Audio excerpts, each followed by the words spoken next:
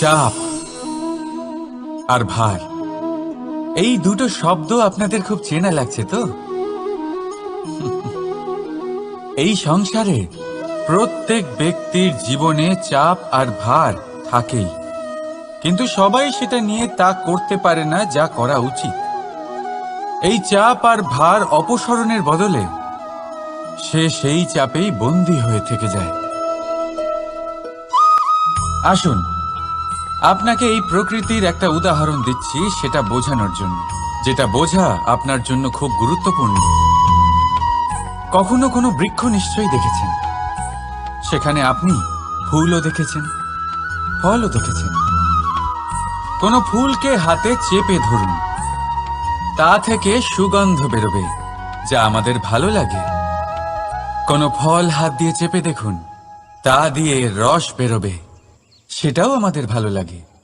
অর্থাৎ চাপ আর ভার আমাদের জীবনে যে কোনো পরিস্থিতিতে, যে কোনো সময়, যে কোনো মুহূর্তে আমাদের ভাঙার জন্য নয়, এ আসে আপনাকে এটা জানানোর জন্য যে আপনাকে নিজেকে আরো বেশি প্রেরিত করতে হবে, আরো বেশি পরিশ্রম করতে হবে, আপনাকে সর্বশ্রেষ্ঠ হতে হবে। তাই কখনো এই চাপ আর ভার থেকে দূরে পালাবেন না। ভেবে নেবেন এরা জীবনের একটা অঙ্গ, তাদের ধনাত্মক রূপে দেখতে শিখুন। যদি এটা আপনি শিখে নেন, তাহলে বিশ্বাস করুন, আপনার আসল বিকাশ এখান থেকেই শুরু হবে। রাধা রাধা। বাগানের কোনো বৃক্ষকে দেখেছেন যেখানে সুগন্ধি ফুল থাকে, রসালো ফল থাকে?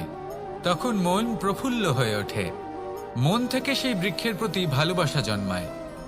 কিন্তু যিনি বাগানের মালিক, শুধুমাত্র তিনিই জানেন যে কিভাবে এই বৃক্ষকে আগলে রাখতে হয়, কিভাবে তার পরিচর্যা করলে এতে সুন্দর সুগন্ধি ফুল হবে, রসালো ফল হবে। কখনো কখনো প্রয়োজনের থেকে বেশি রোদ পেলে এই বৃক্ষগুলি শুকিয়ে যায়, প্রয়োজনের থেকে কম রোদ পেলেও এই বৃক্ষ কিন্তু শুকিয়ে যায়। প্রয়োজনের থেকে কম জল যদি পায়, এই বৃক্ষ শুকিয়ে যেতে পারে। প্রয়োজনের থেকে অতিরিক্ত জল যদি পায়, তখনও এই বৃক্ষের শিকড়গুলি নষ্ট হয়ে যেতে পারে। এবার এটাই কিন্তু আমাদের সংসারের সাথেও হয়। আমাদের সংসারের সকল প্রতিভাশালী ব্যক্তি, যেমন লেখক, বিচারক, প্রবক্তা, যোদ্ধা, এদের সবার ক্ষেত্রে এই কথাটাই প্রযোজ্য। যদি বেশি প্রশংসা করা হয়, তাহলেও এরা হারিয়ে যাবেন। প্রয়োজনের থেকে বেশি যদি নিন্দা করা হয়, তখনও তারা নত হয়ে পড়বেন। তাহলে আপনি এদের রক্ষা করুন এবং নিজেদেরও। মনে রাখবেন একটা কথা, জেনে রাখুন কখন কোন নিন্দায় আপনি লজ্জিত হবেন না, আর কখন কোন প্রশংসার দ্বারা নিজের মধ্যে অহংবোধ জাগ্রত করবেন না। এই মন সুপ্রসন্ন হয়ে বলবে, রাধা রাধা। যদি আমি কোনো বনে যাই, কোনো নির্জন বনে, সেই বনের বিষয়ে, সেই পথের বিষয়ে, গাছপালার বিষয়ে, পশুপক্ষীর বিষয়ে আমার যদি কোনো জ্ঞান না থাকে, সেই বনের ক্ষুদ্র থেকে ক্ষুদ্রতর অংশের বিষয়ে যদি আমার কোনো জ্ঞান না থাকে, তাহলে হতেই পারে সেই বনে কোথাও আমি হারিয়ে যাব। হয়তো এমনভাবে হারিয়ে যাব, কোনোদিনও বাইরেই বেরোতে পারবো না। তাই সেই বনের বিষয়ে জ্ঞান লাভ করা আবশ্যক। এটাই হলো শিক্ষা। জীবনে বেশিরভাগ মানুষই কেন অসফল হন? ওনারা একটা লক্ষ্য স্থির করেন, কিন্তু সেই পথের বিষয়ে তারা পর্যাপ্ত জ্ঞান অর্জন করেন না। সেই পথে কি বিপদ আসতে পারে প্রত্যেকটা পৃষ্ঠার জ্ঞান তাদের নেই, আর সেই জন্যই তারা অসফল হন। আপনি জীবনে যখনই কোনো লক্ষ্য স্থির করবেন, কোনো লক্ষ্য সাধন করবেন, পরিকল্পনার সাথে সেই পথে অগ্রসর হন। সেই পথকে বোঝার চেষ্টা করুন, সেই পথের বিপদ সম্পর্কে জ্ঞান লাভ করুন, সব কিছু জানার চেষ্টা করুন, অজানা তথ্য আহরণ করুন, আর তারপর সেই লক্ষ্যের প্রতি নিজেকে সমর্পিত করুন। তবেই আপনি সাফল্য লাভ করবেন। আর এই মন প্রসন্ন হয়ে বলবে, রাধা রাধা।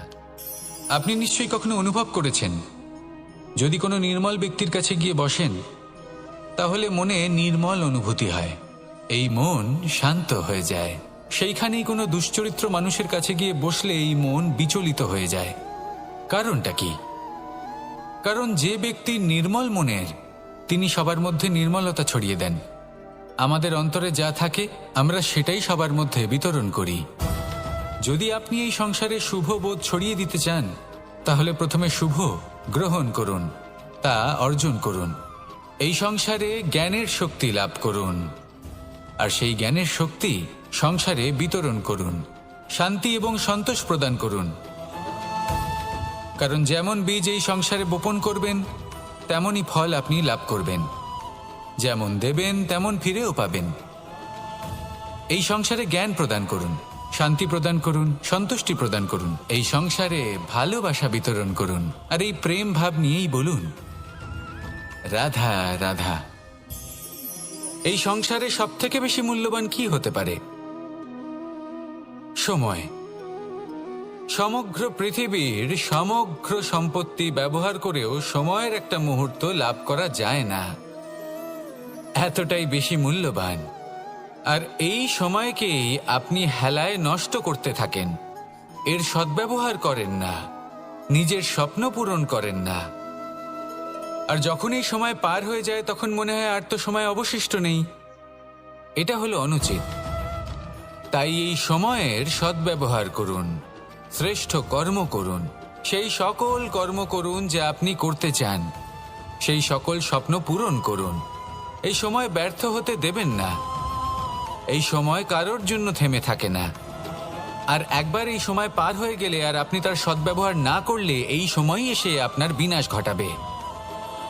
এই সময়কে সম্মান করুন, আর আমার সাথে ভালোবেসে বলুন রাধা রাধা।